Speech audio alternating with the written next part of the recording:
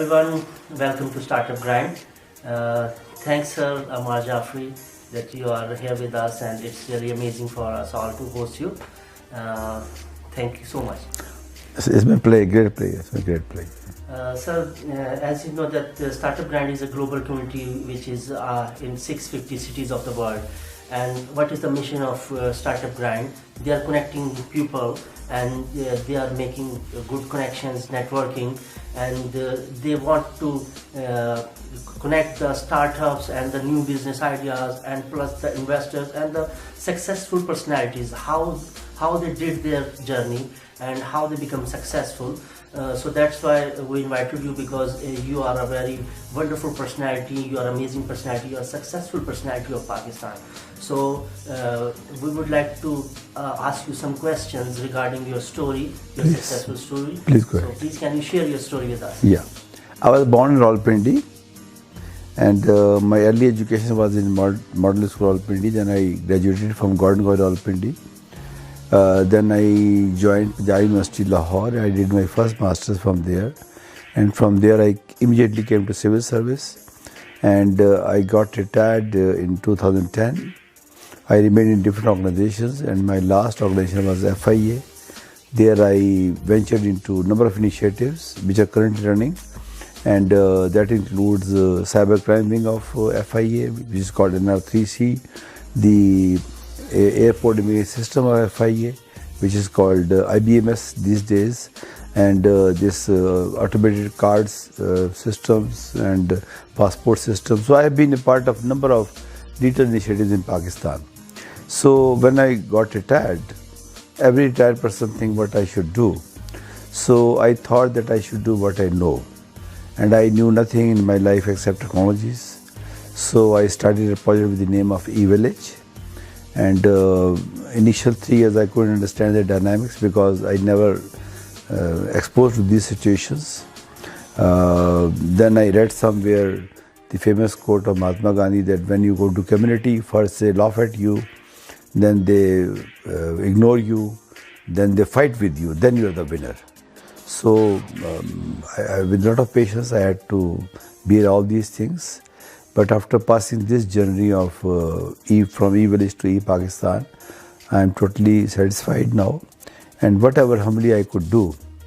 So very briefly, if I could explain to you what I am doing right now after this 10 years of journey. Right now I am trying to connect the latest technologies with the grassroots. And when I talk about grassroots, it's called development sector.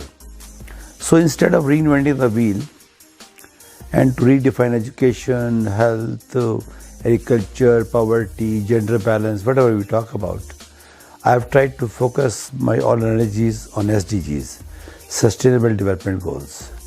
So after this journey, I have outreached into almost half of Pakistan through my partner organizations. Universities are my partners, NGOs are my partners, government is my partner, technology partners are my partners. We have got number of foreign partners with us, and we are into cybersecurity, we are into latest technologies. So with all this brief journey, I have a message through your program to the people that the basic criteria for development in any country should be to enable the people, to enable them to understand the real dynamics of the global world. You have rightly said that initiatives like Startup Grinds, they are connecting the communities now. So we need to understand the community, the society, the development sector, and all these things would be just waste of time if we don't understand the technologies. Because technology is a driving force between all human initiatives. We used to live in caves, then we started from the Industrial Revolution, and right now we are entering into the Industrial Revolution 4.0. And what is 4.0? It is a complete transformation of what we used to do things before. So it's a good opportunity for Pakistan to work with initiatives like Startup Grinds and a number of other initiatives. And old famous quote, think globally, act locally. Yes, we have our own dynamics. We are a traditional society. We are a family backgrounds, we respect our elders, we have a total system in which we can survive very comfortably. If we go out of our system, we become discomfort. So we have to remain in our comfort zone, like good societies, good neighborhood, taking care of everything. We have religious values, we have to take care of those values also. And that is the very fabric of our society. If we try to change this fabric, we will be doing some other mistakes. So we should avoid these mistakes while remaining in our own dynamics. We should try to adopt latest technologies, try to bring best global standards, try to invite as many as foreigners here.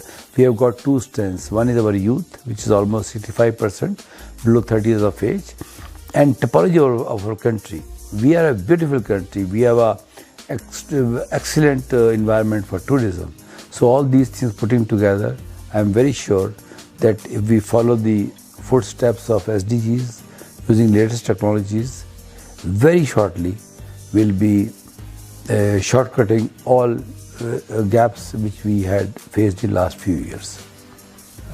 As you shared your story, behind every successful story there are some things which are hidden, and especially the kind hurdles, the problems.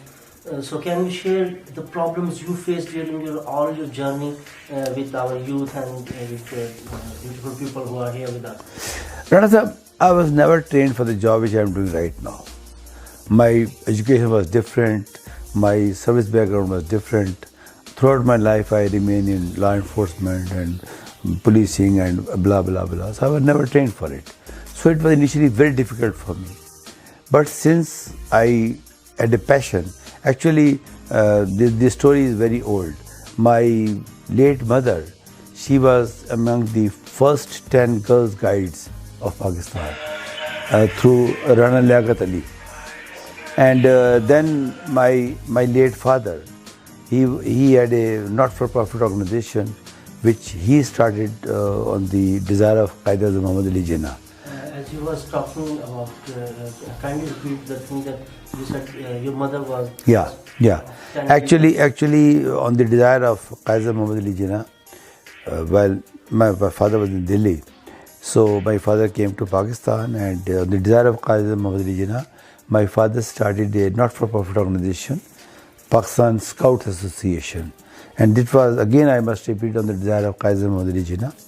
And naturally my mother was with him at that time, so she became the Girl Guide in the first batch of Girl Guide, and the chief of that Girl Guide was Begum Rana Liaquat Ali. So I am the proud son of a mother, of a father who started there. So this was my blood. You know, the day I was born, there was a heading in Jung, Rawalpindi. There is Yasir Jaffari, President PS, had a son, his name was Ammar Jaffari. So I am a born social worker now. So that was in my blood. So I couldn't work during my service for the cause of my father's NGO. So when I got retired, so that was a fine blending of my own passion for technologies and something in my blood from my mother and from my father. So this fine blend finally enabled me to land on a position which right now standing here. I am very thankful to people like Riyan Wala, you, everybody sitting here. And you know, this journey I could have never covered if comfortable people like Rehan, everybody. I can name 200 people from Peshawar to Karachi, so many people. And I'm really thankful to all of them that they created an enabling environment around me, always enabling environment with me, through which I could perform whatever I'm doing right now. So it's a very interesting question for all the public.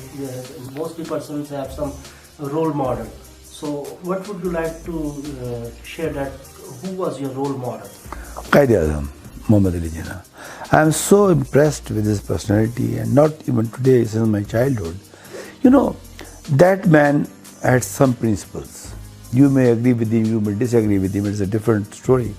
But he was a perfect professional. He was a perfect person in his own profession.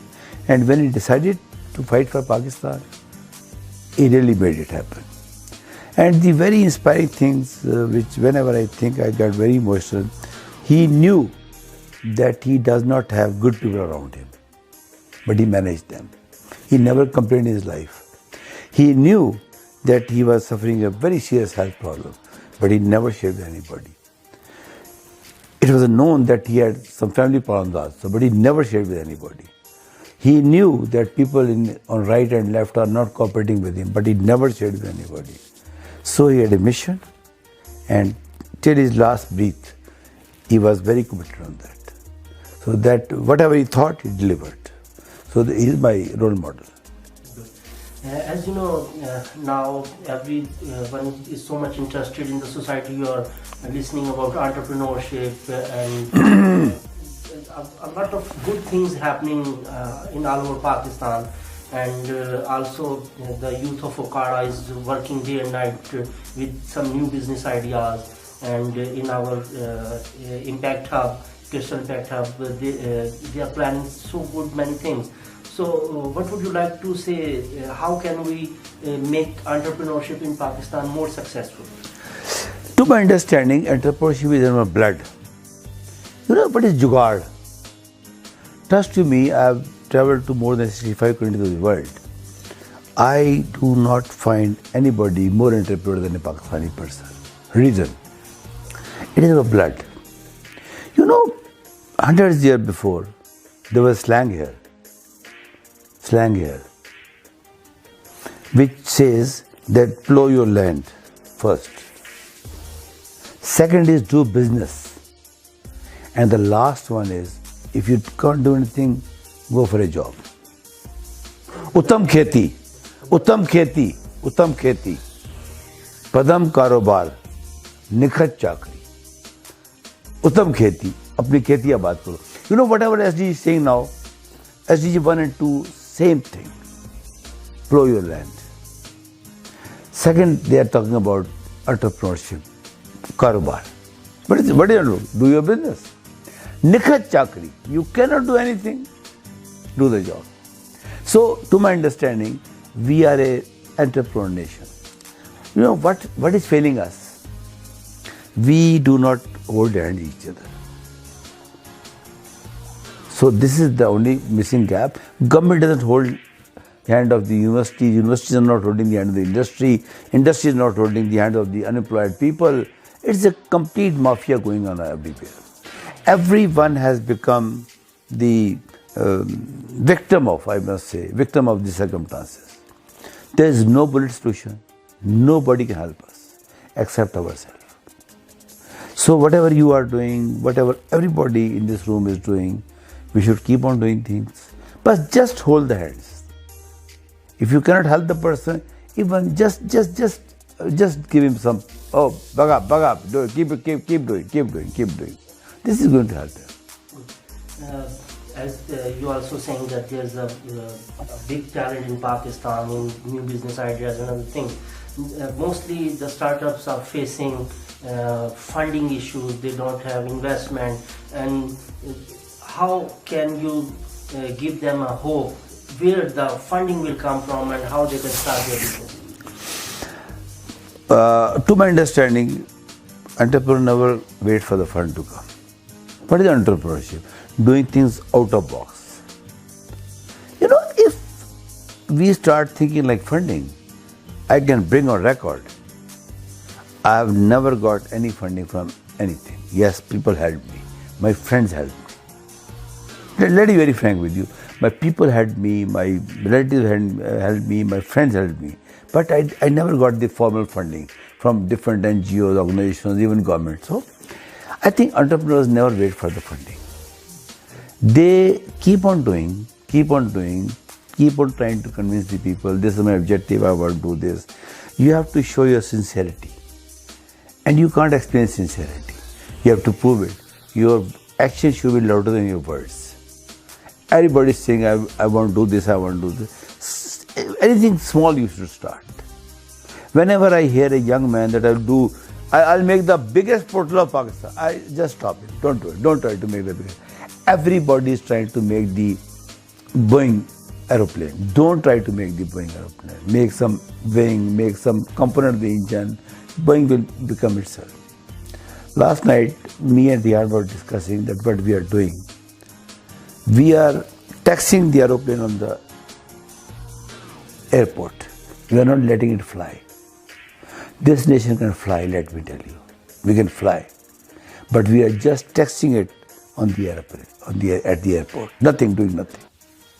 So we need a pilot. We need people who could take it off.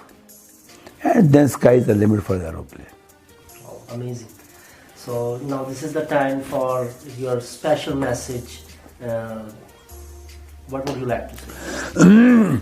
Believe in yourself. Respect your parents. Pray from God. And do your best. That's it. Amazing. So hope you have enjoyed today's session, and it's really again we are so much thankful to you that it's really amazing to host you. Thank you so much, guys. Hope to see you soon with another personality, with another our fireside chat with the successful personalities of Pakistan. Thanks for being here. Thank you so much. Take care. Bye bye.